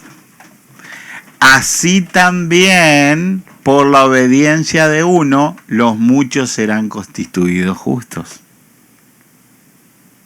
¿Ven? ¿Por qué dudamos del poder de Cristo? Esta doctrina de demonios ha enfermado la mente de los hombres. La mente ya está caída. Si a eso le agregamos nosotros una doctrina así, realmente la persona no se siente aliviada. ¿Usted se imagina si toma el avión y tiene que estar revisando si el motor del avión tiene aceite mientras esté volando? No, mirá, salite por la ventana, nosotros te vamos a tener atado con una soga que tenemos especial aquí, y vos te vas a ir hasta la punta del motor y vas a chequear si tiene aceite el motor ahí. ¿Se imaginan si nosotros... vos no sabés si le pusimos la rueda al avión. Mirá, vas a salir acá por una puertita que tenemos y te vas a bajar por una escalera, te vamos a poner un chaleco especial porque está muy frío, y vas a ir a ver si están las ruedas ajustadas del avión. Y nosotros, hermanos, no disfrutamos el viaje en Cristo. La verdadera teología te tiene que hacer disfrutar la vida en Cristo. Como decía Spurgeon, él decía, ¿cuán satisfecho se debe sentir un hombre que sabe que Dios está de su lado? Pastor. Sí. Voy a volver a interrumpir. No, Hoy que usted dice de eso, hablo que esa es una doctrina que hace sufrir al ser humano, porque la gente hoy hasta se hace como chiste, porque mucha gente dice, cuando le pregunta, ¿cómo está, hermano? Aquí sufriendo por la obra. Uh-huh. Se ha vuelto como que es un sufrimiento y una carga, y no hay felicidad ni disfrute, porque no se ha entendido la eternidad con el Señor y qué es lo que ha hecho el Señor para con nosotros, que es para estar glorificándole, gloriándose y con un corazón agradecido de aquí hasta que nos vayamos, ¿no? Entonces, eso es la doctrina que usted dice de demonios, que hace que el cristiano sea amargado, religioso, y que viva sufriendo realmente. Por eso dicen aquí sufriendo por la obra. Mucha gente así se ha expresado, como que es una atadura y una obligación, pero a la fuerza, querer hacer ¿cómo se llama? La obediencia al Señor, y sería lo contrario, ¿no? Como hacer alegría por gratitud a lo que el Señor ha hecho por nosotros, que nunca le podremos pagar. Exacto. Nosotros tenemos que vivir en esta vida. Venga tu reino, se haga tu voluntad aquí en la tierra como en el cielo. Nosotros no podemos estar felices el día que estemos en su presencia. Tenemos que estar felices acá. Cristo quiere que vivamos nosotros en esta tierra la plenitud de los hijos de Dios. En medio de las pruebas, en medio de las preocupaciones, en medio de los problemas que tenemos a diario, de las complicaciones que la vida nos trae a diario, en medio de eso, hermanos, nosotros tenemos que hacer la diferencia. perseguido, pero no angustiado. Estoy doblado, pero no caído. ¿Quién me podrá separar de ese amor? ¿Esta tribulación? ¿Esta falta de dinero? ¿Esta enfermedad? ¿Esta discusión con mi esposa? ¿Quién me podrá separar del amor de Dios? Nadie. Estoy en el avión. Estoy en el avión hacia la casa del Padre. Soy un privilegiado de estar en el avión, sabiendo que el hombre no es justificado por las obras de la ley, sino por la fe de Jesucristo. Nosotros también hemos creído en Jesucristo para ser justificados por la fe de Cristo y no por las obras de la ley. Por cuanto por las obras de la ley nadie será justificado. ¿Por qué? Porque no hay un solo hombre que haya cumplido la ley excepto Cristo. ¿Entienden? Amén, pastor. Sí, adelante, corazón. Gracias. Estaba recordando ahorita, yo me estuve viendo una serie de unos judíos. A mí me gustan ver documentales de otras doctrinas y todo eso. Y me sorprendía cómo ellos, bueno, primero que todo, rechazan pues el Nuevo Testamento, rechazan completamente a Jesús, y cómo ellos se consideran las personas más rectas del mundo. Ellos dicen que cumplen la ley a totalidad y que eso es lo que los hace cercanos a Dios. Y es sorprendente pues esa ceguera tan grande y como dice la palabra, es imposible que por medio de la ley, porque nosotros siempre vamos a quebrantarla. No somos perfectos y es imposible que por medio de la ley vayamos a ser justificados entonces es triste ver cómo se siente en el pueblo de Dios, el pueblo escogido de Dios, y rechazan por completo a su hijo.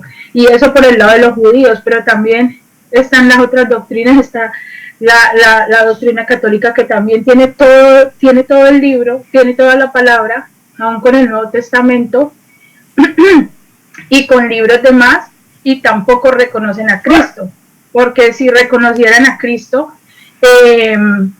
no se basarían en obras, en la ley, ni en hacer ídolos, ni en basarse en otras cosas ajenas a Jesucristo, sí, porque podrían reconocer perfectamente que con Cristo es suficiente, que no necesitamos absolutamente nada. Entonces están como las dos partes, los que no tienen el Nuevo Testamento y no creen en él, y los que tienen completamente la palabra, aún con libros de más, y tampoco creen en él.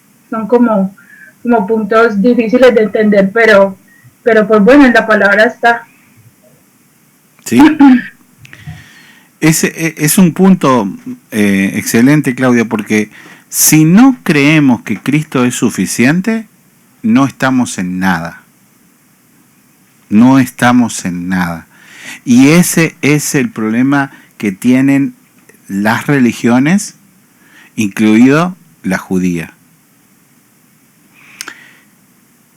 Por ejemplo, ellos siguen practicando el sábado, y ustedes ven, los que practican la religión judía, que los sábados van caminando a sus iglesias.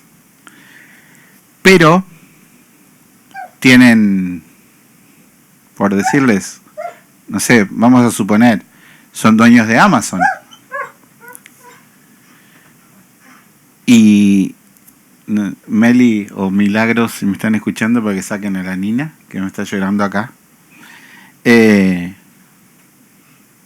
La palabra dice: ni tú, ni tu casa, ni tus siervos trabajarán. ¿Cómo? A ver, ¿cómo respetan el Sabbat? Porque ellos van caminando, pero tienen a 200 empleados trabajando y pagándoles poquito. ¿Cómo? ¿Qué es eso? No están respetando la ley. Ah, pero todas las iglesias dicen no. nosotros no podemos predicarles, porque ellos son el pueblo escogido, nosotros debemos predicarles, porque sin Cristo no van a ir al cielo. Entonces, quebrantan el Sabbat, porque no trabajarás ni tú, ni tu casa, ni tu siervo, ni tu buey, nadie. Entonces de nada les sirve ir caminando y no usar el auto hasta la iglesia el sábado, vestidos bien, bonitos y todo, y tienen a 200 empleados trabajando para que la fábrica siga produciendo dólares. Y se creen moralmente que no quebrantaron la ley. Cristo lo dijo, se quebranta, nadie puede ser justificado por la ley. Para mostrar en los siglos venideros la abundancia riqueza de su gracia en su bondad para nosotros en Cristo Jesús. Porque por gracia sois salvos por medio de la fe, y esto no de vosotros, pues es don de Dios. ¿Entienden? El versículo 8. Por medio de la fe. Pero la fe para salvación es un don de Dios. Volvemos a la elección. Nosotros creemos en muchas cosas, las religiones creen en muchas cosas, pero la fe para salvación, para creer que consumado es, viene de Dios. Y no todos la tienen. Y por más que sean líderes, no la tienen. Por eso el punto final, el número 4 del texto de anoche, decía, por más que estén practicando liderazgo en la palabra, por más que tengan dones espirituales, no son salvos. ¿Por qué? Porque nunca recibieron este don de Dios, de la fe para salvación. Es un punto clave. Hermano Osman, ¿vos querías decir algo? Sí.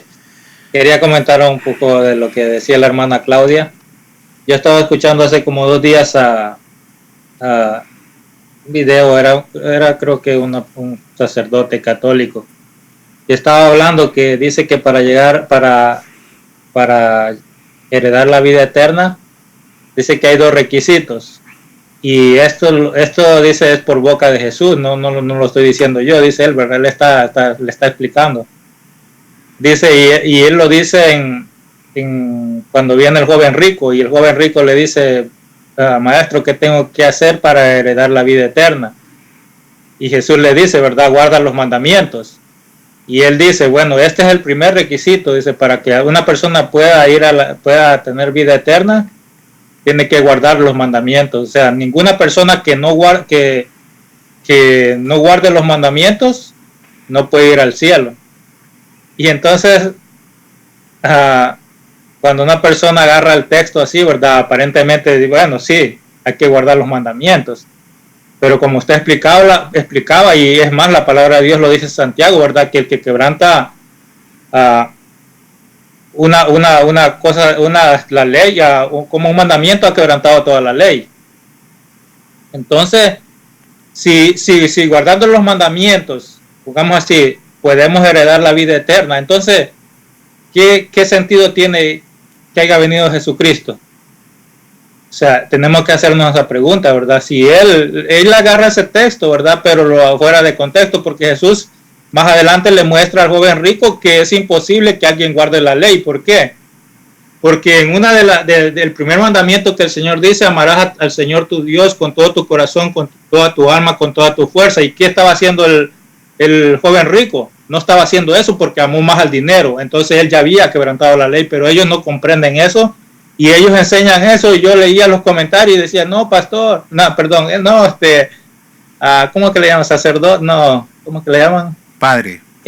Padre, ajá. Padre. Eso es lo que necesitamos escuchar, dice, ese es el mensaje que nosotros necesitamos escuchar, pero realmente desviado totalmente de la palabra de Dios. Y gracias, hermano Osman, por traer ese texto que lo tenía en mi mente. la palabra de Dios en el hijo pródigo, en el joven rico, dice exactamente lo contrario que acaba de decir Osman. Exactamente lo contrario que acaba de decir Osman. No, Osman lo dijo repitiendo las palabras del sacerdote. ¿Por qué? Cuando continúan y el joven rico se va, los apóstoles le dicen, pero es imposible para el hombre entonces esto. Y Jesús le dice, para el hombre es imposible, pero para Dios todo es posible. Si lo pueden leer, o si lo busca alguno, esa partecita, ese versículo. Y está hablando Jesús exactamente de la salvación. Que para el hombre es imposible salvarse si no es por la salvación de él. Sí. Dice en el versículo 25, está en Mateo 19, pero en el 25 donde dice, él le pregunta, ¿verdad? Dicen, los discípulos preguntan, ¿quién pues podrá ser salvo? Mirándolo Jesús les dijo, para los hombres esto es imposible, mas para Dios todo es posible. ¿Se dan cuenta que está hablando de la salvación? ¿Que es imposible salvarse para los hombres? Cristo en todos los momentos está hablando de la salvación. Le dice, pero entonces que es imposible salvarse. Para los hombres es imposible. No se lo negó Jesús. Tenés razón, para los hombres es imposible. Pero para Dios sí es posible. ¿Por qué? Porque Cristo va a ocupar mi lugar. Y Cristo fue el único hombre en la tierra que cumplió la ley. Entonces se aplica el cumplimiento de la ley que el sacerdote toma como referencia número 1 para ir al cielo. La referencia número 1 para ir al cielo es cumplir con la ley. ¿Cómo cumplo con la ley? Siendo justificado por Cristo. Cuando soy justificado por Cristo, ahora tengo el cumplimiento de la ley porque el Padre ve la justificación de quien cumplió la ley imputada en mi vida. Es todo lo contrario a lo que enseñó el sacerdote. Es hacer chiquito a Jesucristo. Vamos a traer... Sí. Perdón, pastor, y que ese es el gran peligro de que se ve que hasta le estaban diciendo gracias porque es palabra la que leyó, pero mal interpretada. Y me imagino que lo que seguía, que Osman dijo que eran dos cosas, era lo que después le siguió diciendo el Señor al joven, ¿verdad? Que vendiera todos los bienes. Y hoy vemos de que eran unas obras, que las obras, nosotros ya salvos las íbamos a hacer, las obras, porque es un resultado de los frutos, ¿no? Sí, Jesús, al joven rico, lo utiliza para mostrar de lo que es la religión. El joven rico es una denominación. El joven rico es una persona tan soberbia porque cumple desde muy joven la ley y tiene dinero y y es visto por los hombres y es respetado por los hombres. Es una institución religiosa. Y lo más tremendo del joven rico es que Jesús lo dejó ir. ¿Por qué lo dejó ir? Porque no era escogido. ¿Por qué fue en busca de un cobrador de impuestos?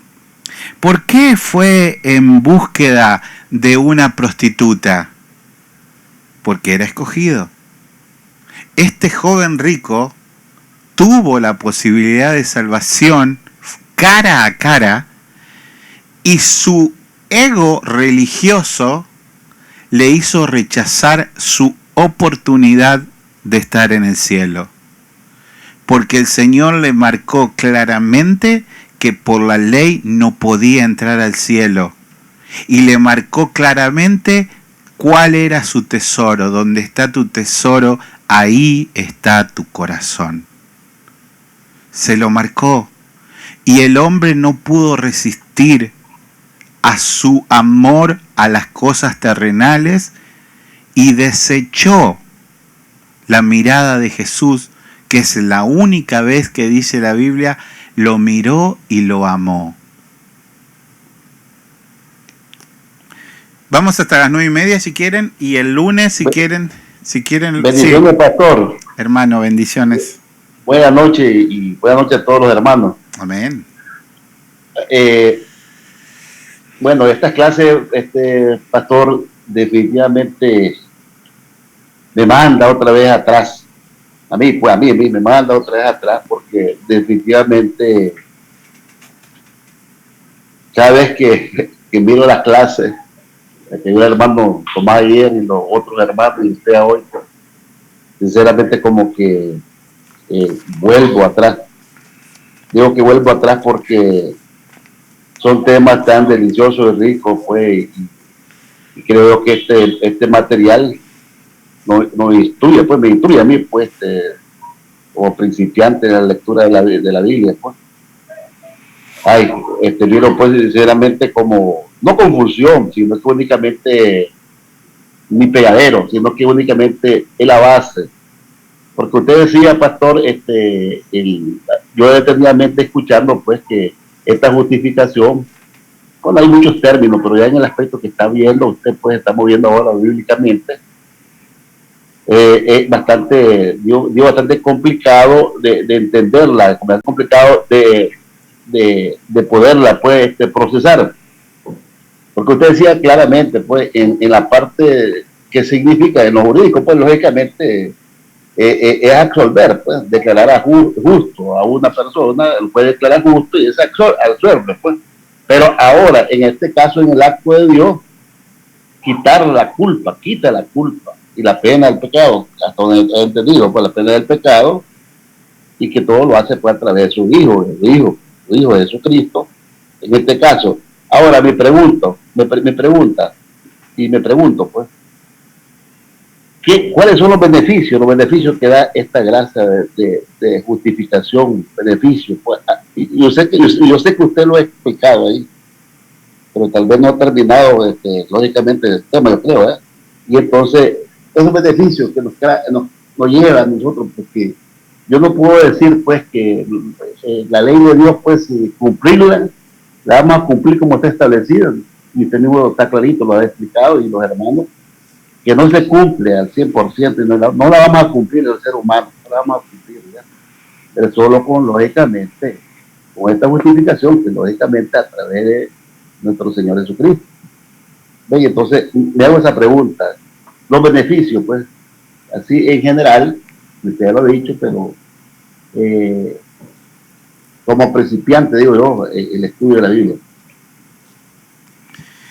Amén, mi hermano. Yo me gozo de que cada noche estés con nosotros y seas parte del cuerpo, porque el Señor te ha hablado ya realmente mucho a tu corazón para que tengas un discernimiento propio. De eso se trata, de que tu discernimiento y tu hablar y la lectura diaria de la palabra vaya inquietándote.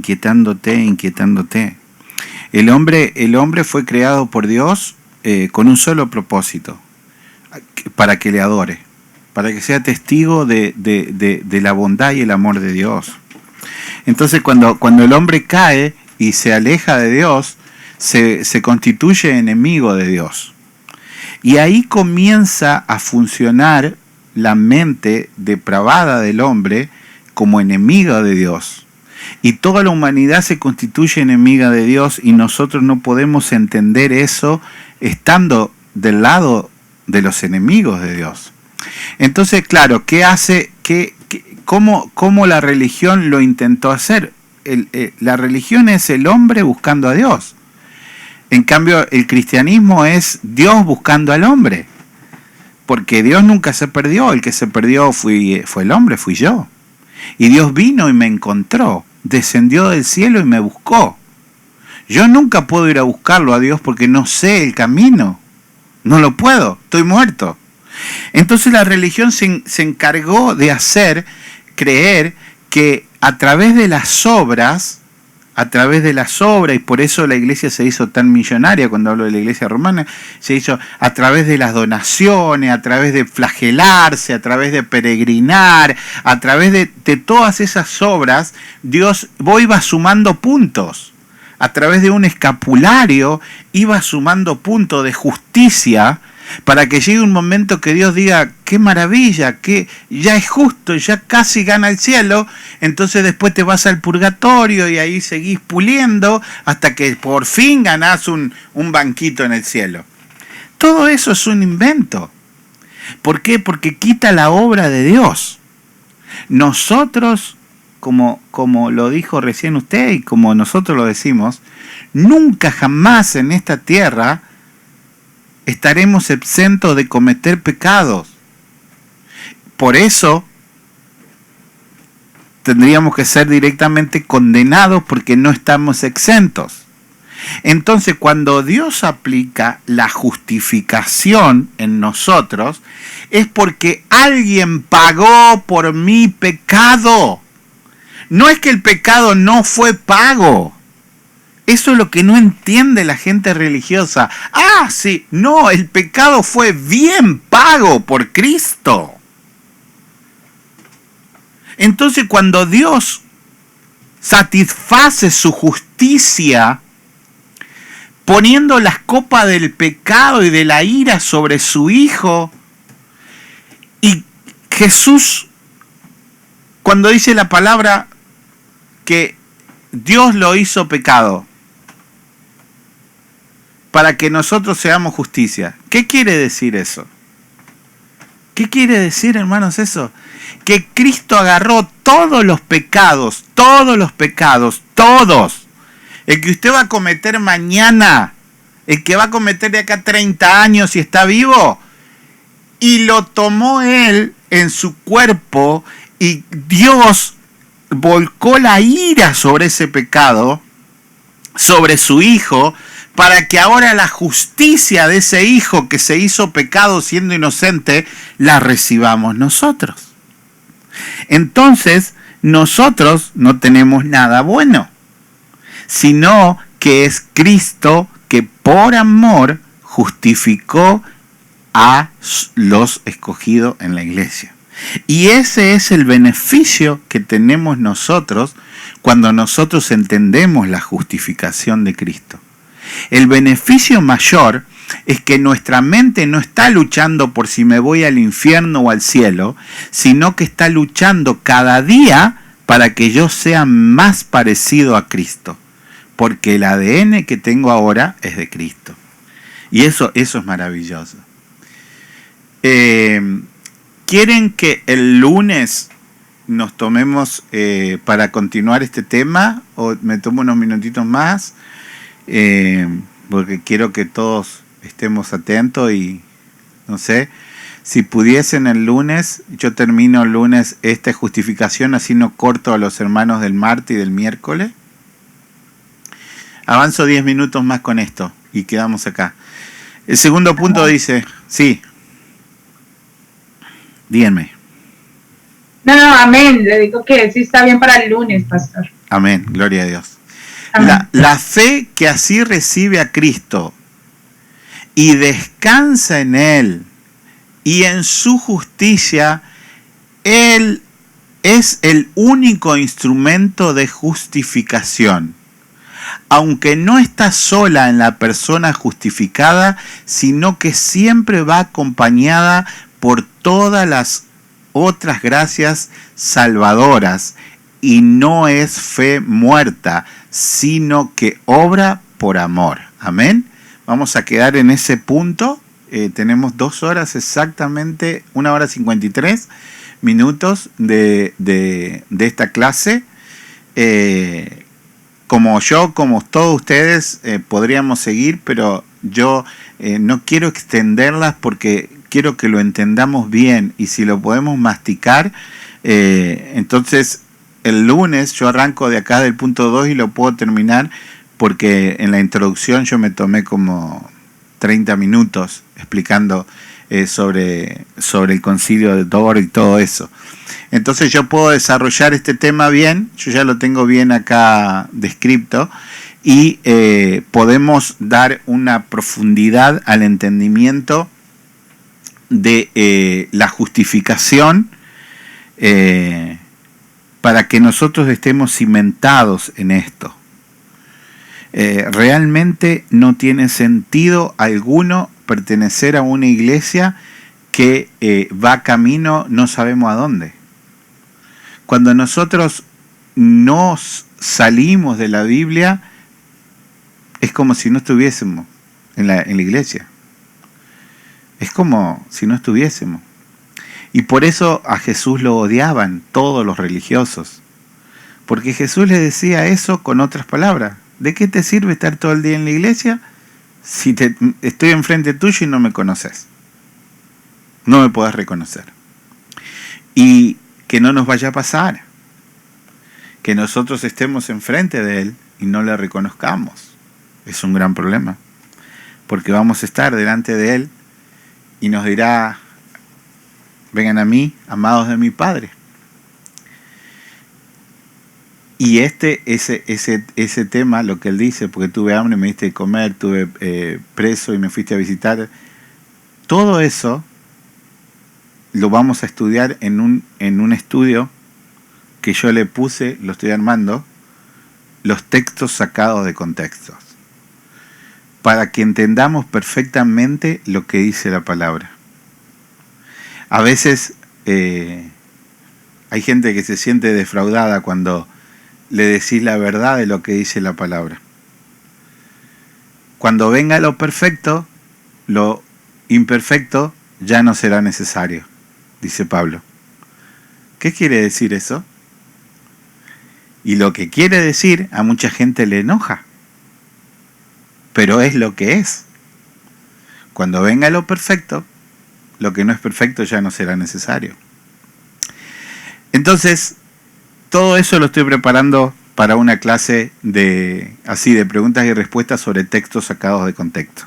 Entonces, amados queridos hermanos, nos vemos el día domingo para celebrar al Señor. Bendecimos a la familia Vázquez que se va de vacaciones, que tengan un hermoso tiempo en la playa. Todo el que pueda salir de vacaciones ahora que está el verano, que lo haga gozosamente. El sábado vamos a tener caballeros acá en mi casa a las 6 de la tarde. Yo voy a estar cocinando y alguien estará trayendo la palabra. Gracias por estar, les amo en Cristo y siempre es un placer aprender de Dios juntos. Gracias, pastor. Amén, mi hermano.